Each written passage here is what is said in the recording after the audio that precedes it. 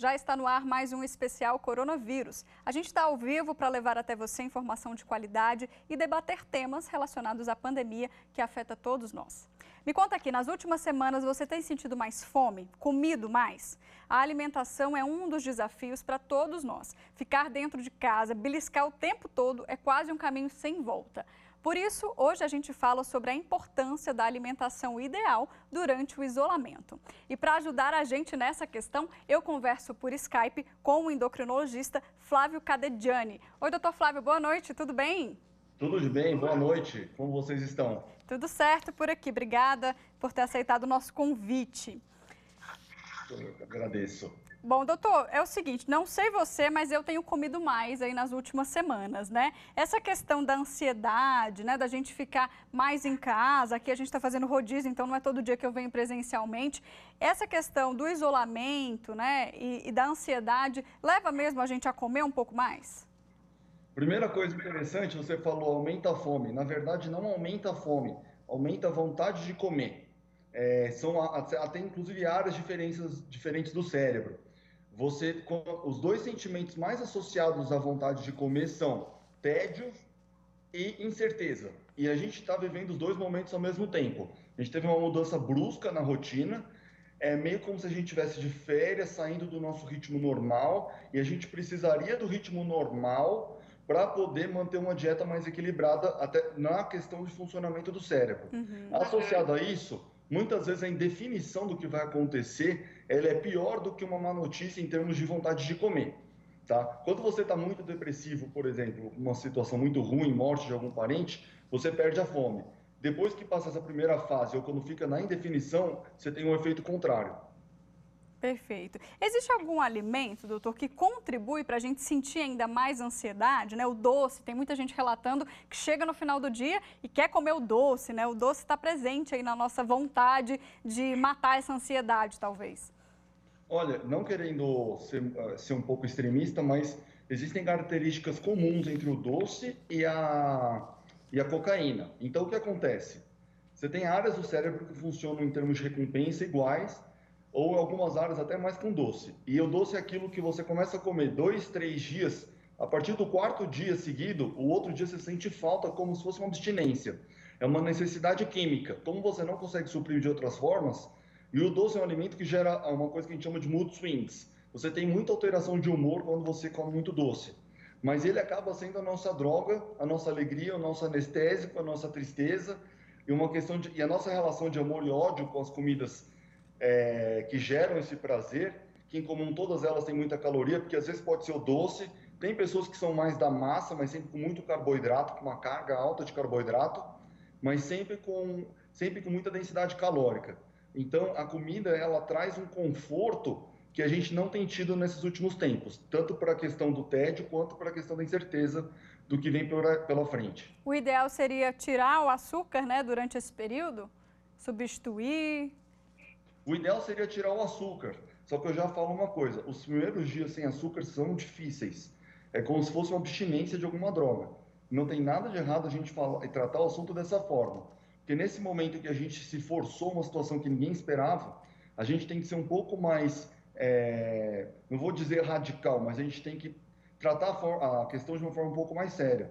Existem muitas piadas na internet, a pessoa não vai conseguir sair pela porta, umas piadas até um pouco obesofóbicas, mas eu vou ser como endocrinologista, mas também um entendedor da mente humana nesse sentido. Ninguém precisa se culpar se tiver tido algum ganho de peso nesse período. Obviamente, o ideal era não ganhar, etc. Se perder e for de gordura, melhor ainda. Mas não é um período para gerar mais culpa, porque voltar para o ritmo associado com uma culpa de ganho de peso, depois no futuro fica mais difícil ainda. Bom, muita gente tem agora também tido mais praticidade, né? Às vezes preguiça de fazer a comida, cozinhar o alimento e tem optado pelos industrializados, aquela lasanha pronta, né? Aqueles alimentos que a gente compra pronto e é só esquentar. Eu queria que a gente falasse um pouquinho sobre essa questão da praticidade, que pode ser uma grande vilã, né? Porque os alimentos têm muito sódio e causam também dentro da gente algumas reações. Eu queria que você explicasse um pouquinho, doutor, pra gente. Tem uma relação interessante que eu brinco que, por exemplo, esses aplicativos de entrega de comida, Uber, iFood, Uber Eats, iFood, eles são igual ao Tinder, em termos de gerar prazer, a diferença é que ele é pago. Porque o prazer que você busca, quanto menor o esforço você tem que ter para a comida chegar até você, maior a chance de você comer. A gente fala assim, boa não tem em casa. O problema é que a gente tem um aplicativo que basta dar um clique. Então, eu até tenho uma hipótese de que isso pode ser até um gerador de ganho de peso em períodos de ansiedade. Tanto que o delivery aumentou muito, não foram só as vendas em supermercado. E os industrializados, eles tem uma diferença entre sabor e química. Tem coisas que a gente vê que não tem tanto sabor, que normalmente são os industrializados, mas eles geram uma química muito forte no cérebro. O sabor sem a química, ele é interessante quando a gente está bem compensado. Neste momento, a gente está ligando um pouco menos para o sabor e ligando um pouco mais para a química de recompensa que ele traz. Por isso que os alimentos industrializados têm substituído. E, de novo, quanto menor esforço você precisa ter para uma comida, se você precisar sair de casa, a chance de você comer alguma coisa que não seja saudável, que seja para poder te preencher quimicamente no cérebro, é menor. Como você consegue pedir, é mais difícil. Eu tive uma dificuldade no iFood com o meu cartão, que não estava tendo conexão, não é nem que não passa, é da bandeira do cartão, do Amex. Depois eu agradeci a dificuldade. Porque por pouco você não pediu uma besteira para comer. Eu troquei a pizza por um frango insosso, mas foi. Entendi. Bom, tem alguma dica que a gente pode dar para esse pessoal que está no isolamento, né, que está com essa dificuldade de comer saudável, está optando pela praticidade? Tem alguma dica aí que a gente pode dar? Então, a primeira coisa, eu acho que é um momento muito interessante de tentar fazer atividade física o máximo que puder, porque ela substitui de alguma forma a ansiedade e a compulsão alimentar. Quem tem tendência a compulsões, uma coisa que tem acontecido muito, a gente não tem falado, mas é o alcoolismo. Tem muitas pessoas que estão bebendo muito mais nesse período. Estava aqui na minha listinha de perguntas, porque eu quero também falar sobre isso. O pessoal não sabe se é sábado, se é domingo, se é segunda, e está deixando se levar por isso, né? Sim. Não, saiu um trabalho hoje, literalmente hoje, dos italianos, que teve uma medida muito interessante lá, que tem o isolamento total, mas você tem uma exceção, e eu mudei de opinião. É importante lembrar que é um momento onde tudo está acontecendo muito rápido, é inesperado, a gente está aprendendo, então as opiniões elas podem ser fluidas, assim, você pode aprimorando suas ideias, suas opiniões sobre coisas, conforme você vai vendo o que sai. Isso não tem nada de errado, porque todos estamos juntos nesse... Está no mesmo barco, não está no mesmo barco, mas a gente está na mesma tempestade. Esse trabalho trazia o seguinte, que a recomendação de poder fazer atividade física fora de casa, mas dando uma distância mínima, eles deram uma distância muito baixa de 1 metro, com uma vigilância do sistema policial do local, de segurança do local, para evitar o excesso de pessoas, seria uma medida interessante. O que acontece é que você não consegue... eu tinha uma opinião contra, porque se todo mundo fizesse isso, você ia ter uma aglomeração de pessoas na rua. Então, talvez, aquela coisa de cada um em um horário, o problema é que não tem como ser programado no nível Aqui é muito complicado. Hoje mesmo, vindo para o trabalho, eu notei várias pessoas nas ruas fazendo exercício, mas muito próximas umas das outras. Não existe essa questão de 1,5 metro. Então, eu acho que o brasileiro tem uma certa dificuldade também de entender e de respeitar, a não ser que pese no bolso.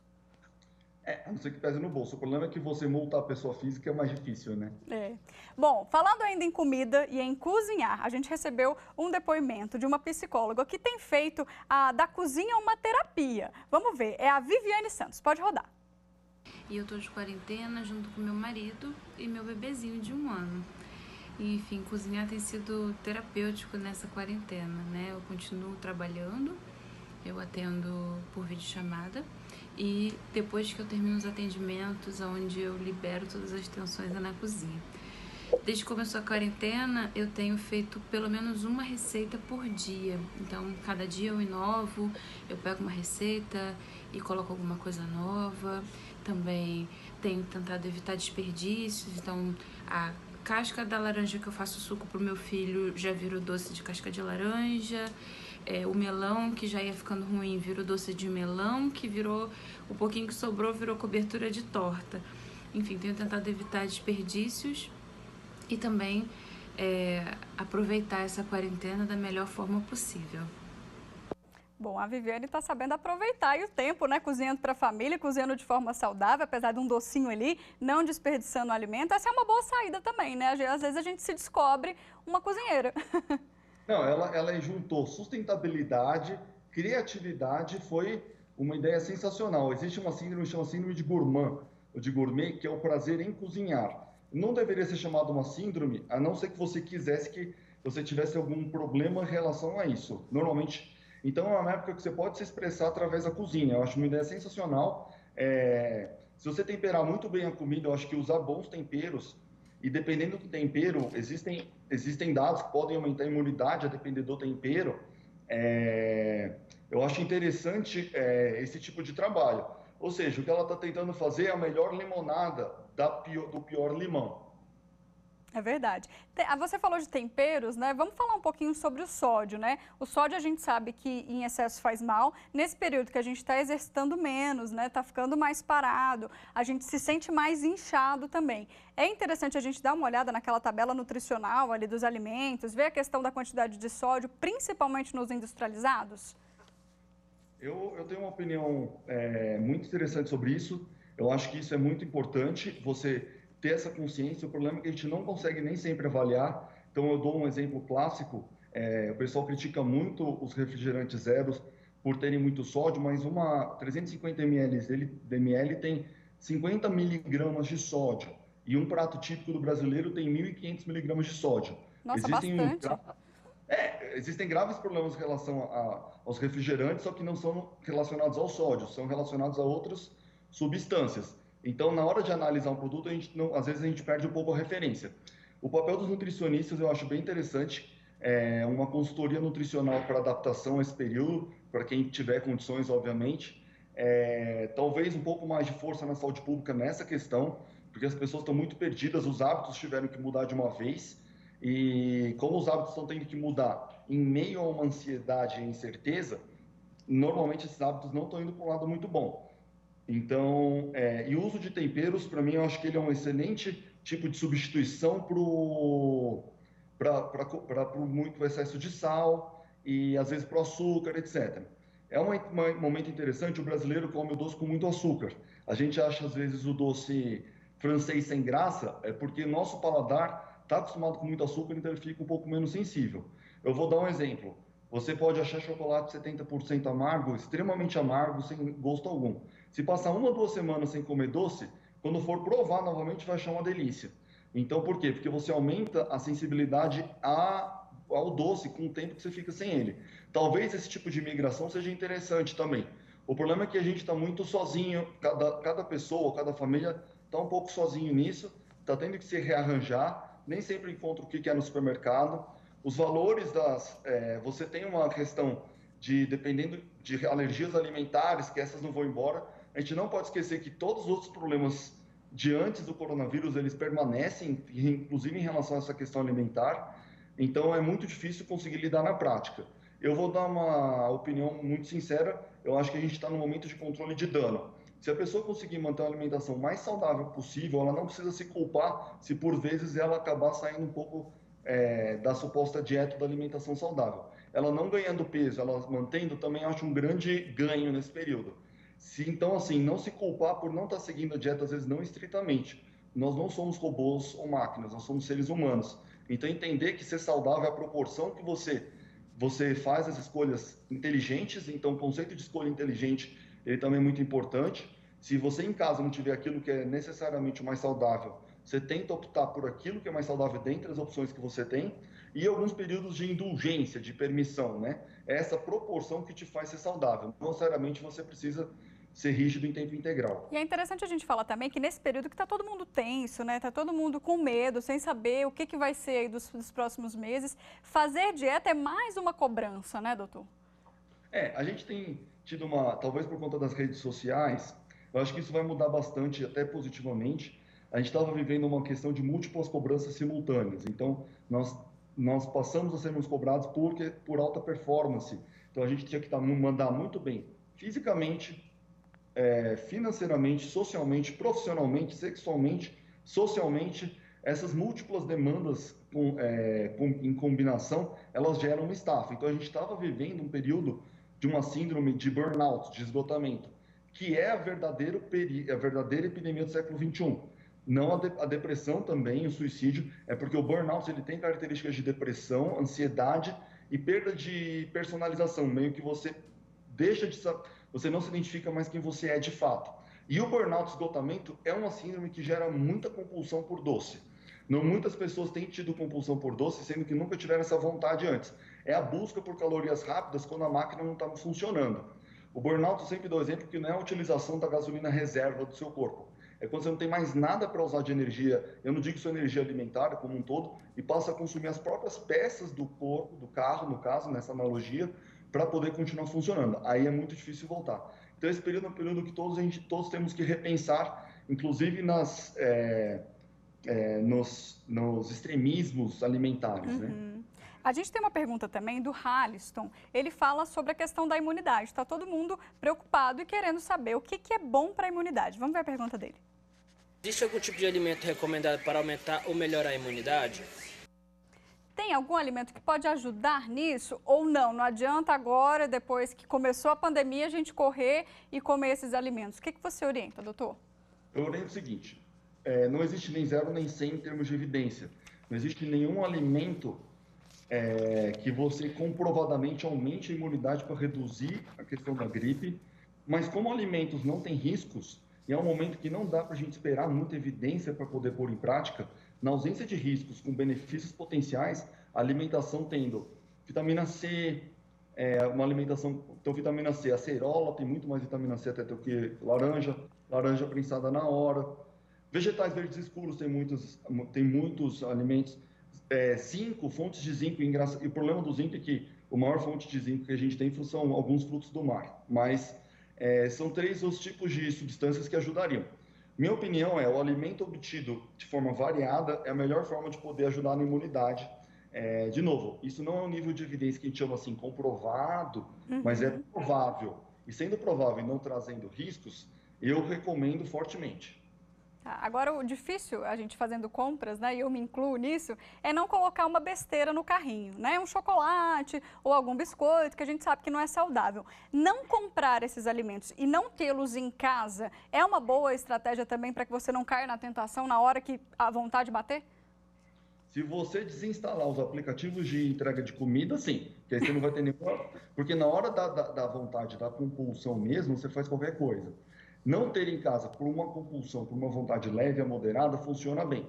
Mas por uma compulsão mais severa, às vezes o aplicativo ele acaba entrando como uma opção para as pessoas. Eu vejo isso muito na prática clínica. Então, se você quiser ter uma medida de se isolar, não só socialmente, mas se isolar de alimentos que não são saudáveis, você também tem que desativar esses aplicativos, desaplicar os aplicativos de entrega de delivery até de supermercado, teria que meio que se isolar também, porque esse acesso ele vai ser extremamente sedutor. Entendi.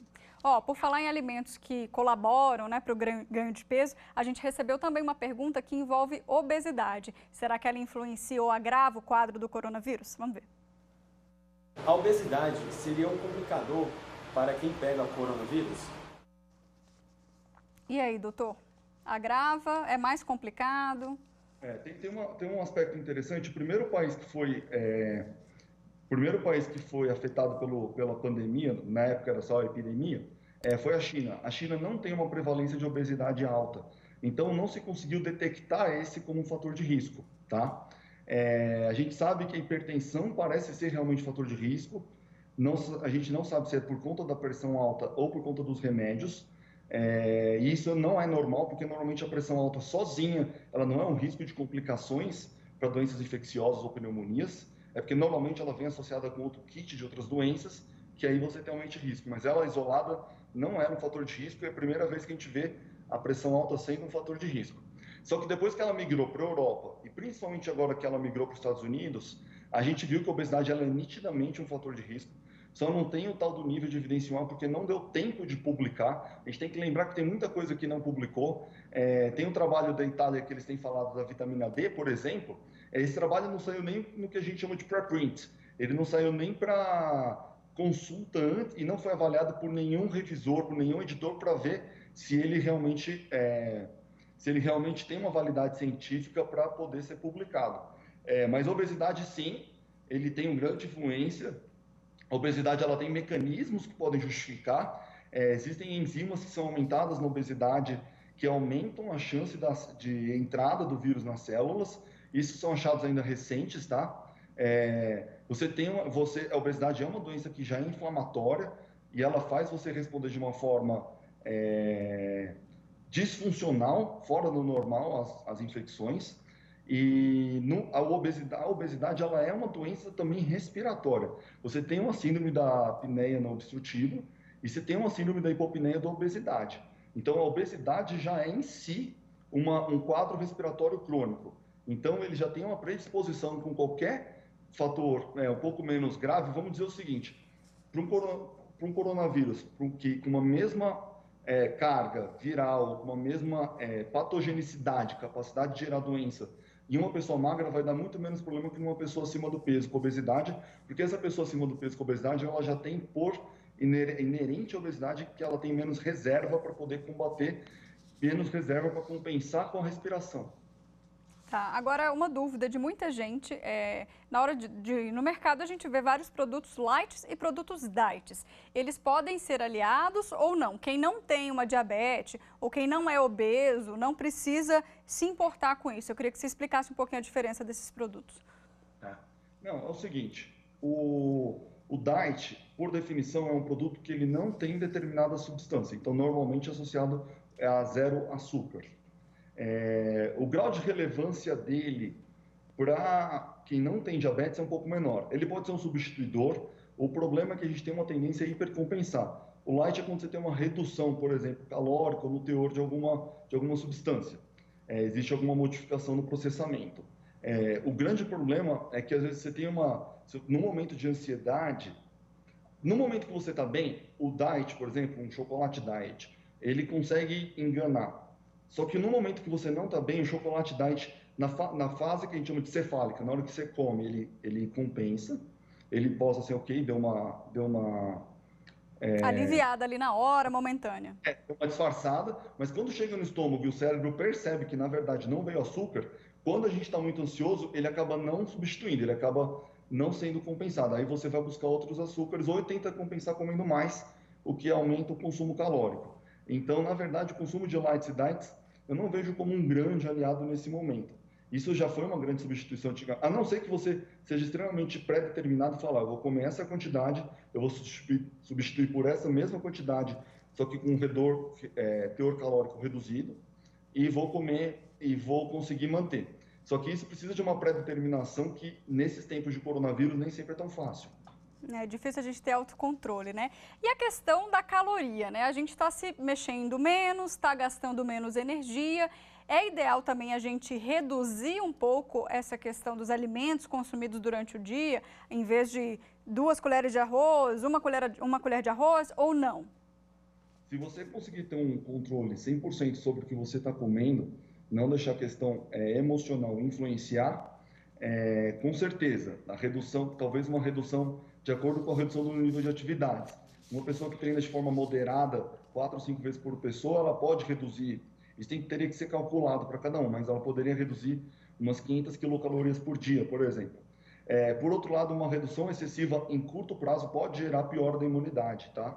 Que é o que ninguém quer nesse momento, né? Ninguém quer ficar com a imunidade ruim ou baixa e suscetível ao contágio. Não, com certeza. E você tem muitas pessoas que são 880. É um perfil, inclusive eu falo para não se culparem, é uma pessoa que ela vai comer uma pizza, ela come, eu brinco que come 2 fatias, né, da pizza. Divide a pizza no meio inteira e come uma fatia que corresponde a uma metade e a outra fatia a segunda metade. Ela não consegue comer meio termo, então ela vai para o radical de parar de comer completamente e isso pode diminuir a imunidade em curto prazo, pelo menos. A partir de uma redução de uma determinada quantidade de caloria, o corpo passa a trabalhar de uma forma um pouco diferente. Então, a restrição calórica muito severa nesse momento não é indicada. Problemas hormonais, a gente sabe que, enfim, independente de coronavírus, a gente tem vários outros problemas que vêm também, né, que as pessoas continuam tendo, os hospitais continuam cheios de outros tipos de doença e o problema hormonal também atinge muitas pessoas. Para quem tem problema hormonal, o que você indica? Bom, primeiro depende muito do problema hormonal, né? Problemas hormonais principais, né? Fora, a gente chama de problema metabólico. Por exemplo, diabetes, obesidade, problema de colesterol e problema hormonal, aqueles que têm relacionado com os hormônios típicos que a gente ouve falar. porque na verdade o hormônio é tudo aquilo que faz as células se comunicarem ou ela comunicar com ela mesma. É como as células se conversam. Problemas principais, tem problema de tireoide, tem muita gente me questionando se tireoide é um fator de risco, se quem tem hipotireoidismo, quem toma um remédio chamado levotiroxina, inclusive é um dos medicamentos mais prescritos, ele não é, a gente não identificou como aumento de risco para grau de severidade do Covid-19 agora. Menopausa, mulheres que repõem versus não repõem, a indicação da reposição ela é sempre individual, tem que ser vista com médico e custo-benefício, e quem determina o tratamento acaba sendo a própria paciente, porque se ela não tiver sintomas importantes não precisa repor, e repor ou não repor a gente não viu como um grande fator de risco ou de proteção para o coronavírus. Tem problemas mais raros, que esses são mais graves, que são problemas adrenal, de cortisol, que não é tão comum igual... Tem pessoas que acham que tem, que tomam corticoide, tomam cortisol, hidrocortisona, sem necessidade. Isso, para mim, é uma questão bem questionável, no mínimo. Mas quem tem o problema de adrenal vai ter que tomar muito mais cuidado, porque essa síndrome respiratória aguda, ela pode matar quem tem essa deficiência. Deficiência de testosterona, se ela for muito grave, ela pode trazer algum problema, no caso do homem, né? A medida da testosterona na mulher ela não é muito confiável pelo próprio método, não tem nada a ver com o laboratório, mas o homem você pode ter se for muito grave. Se for uma coisa, normalmente quando a gente tem muito discutido, porque normalmente a obesidade está associada com níveis mais baixos de testosterona. A gente não sabe se a reposição de testosterona nesses pacientes, ele pode melhorar alguns aspectos metabólicos, mas a gente não sabe em relação à imunidade ainda. Então, os cuidados são os mesmos de quem não tem qualquer problema. Na verdade, é um momento que todo mundo tem que se cuidar. Tem que manter sua terapia, ninguém tem que parar remédio algum, exceto se indicado formalmente pelo médico e por algum motivo ou outro que não seja coronavírus. Não ir para o pronto-socorro à toa, mas prestar atenção também em sintomas, porque as outras doenças não deixaram de existir. Houve um aumento de 800% no número de pessoas encontradas mortas em casa em Nova York devido ao infarto, ao AVC, que não buscaram o serviço de saúde, o pronto-socorro, por conta do coronavírus, tá? Então, a gente bem sério isso, então. Isso é muito sério. A gente não deixa, por exemplo, cirurgias para pacientes com câncer. Vale a pena atrasar por causa do coronavírus? Eu acho que não. Você tem os devidos cuidados. A gente passou por muito medo, e o medo é importante. A perda um pouco desse medo do coronavírus está fazendo as pessoas até diminuírem o isolamento social, o que não é bom. Mas a gente tem que continuar preocupado igualmente com as outras doenças. Tá certo. Doutor Flávio, para a gente finalizar, é importante dizer também que vários nutricionistas, endócrinos e outras especialidades estão atendendo online, que é importante ter esse acompanhamento e não se automedicar ou fazer uma dieta e seguir da própria cabeça, né? A gente tem que lembrar que é um momento excepcional em que a gente avançou alguns passos na telemedicina, além do que seria o usual, o que eu não considero errado. Eu acho que depende muito do perfil do médico e do paciente, e eu não acho que a telemedicina vai ajudar muito no Brasil, acaba que vai ser um grande teste. Na realidade, essa pandemia está sendo uma combinação de experimentos e testes sociais. É novo para todos os setores, né? E a depender do paciente que não pode postergar a consulta, não tem problema. Pacientes com doença crônica, por exemplo, só problema de tireoide, que está compensada, faz 1 ou 2 consultas por ano, talvez essa possa esperar. Por isso, pode perceber a diferença entre o contato social, entre o contato físico e o contato via telemedicina. Eu, como médico clínico, assim, eu sinto um pouco a diferença. Eu prefiro ser ao vivo. Eu optei por não atender por telemedicina, mas de forma alguma julgando ou tentando condenar quem atende. É uma questão de perfil. Os nutricionistas eu acho muito interessante eles fazerem esse trabalho, porque é uma época de emergência e a questão alimentar ela passa a ser crucial. Então, assim, depende muito do perfil, mas o teleatendimento, se a pessoa souber conduzir muito bem, ele funciona excelente, de forma excelente. Tá certo. Doutora, a gente está caminhando aqui para o fim, já tem 1 minutinho só, mas queria só lembrar que a Páscoa está aí, né? Domingo é dia de comer chocolate. Como controlar a ansiedade? Eu achei interessante que em várias lojas aqui em Brasília, acabaram os ovos de Páscoa fitness, light, sem açúcar, etc. E os ovos normais estão lá em promoção, estão cheios. Eu achei interessante esse perfil de comportamento que a população adotou na substituição. Normalmente quem faz isso é uma pessoa que já toma mais cuidado com outros alimentos. Então isso é não que isso seja bom isolado, pode ser uma substituição boa, mas ele é um símbolo de uma população que tem se cuidado mais, tem tomado mais conta. Comer com moderação, né? Comer com moderação, fazer boas substituições quando possível, sem hipercompensar e saber que tudo isso vai passar e não se culpar por não seguir uma regra alimentar estrita o tempo todo, tirar um pouco da culpa, lembrar que estamos todos passando por isso. É um momento que a gente precisa de muita humanidade e essa própria humanidade, esse conforto que a gente tem gerado entre nós, tem reduzido muito o estresse e pode reduzir, inclusive, a severidade do próprio coronavírus, tá? Tá certo. Doutor, muito obrigada pela sua participação aqui. Foi ótimo o nosso bate-papo, viu? Também gostei muito. Eu que agradeço pela oportunidade de poder compartilhar. Tá certo. Bom, a gente fica por aqui. Muito obrigada a você também que esteve conosco até agora. Se quiser rever esse e outros programas do Especial Coronavírus, corre lá no nosso canal do YouTube, digite TV Justiça Oficial, que você encontra toda a programação lá. Até a próxima. Tchau.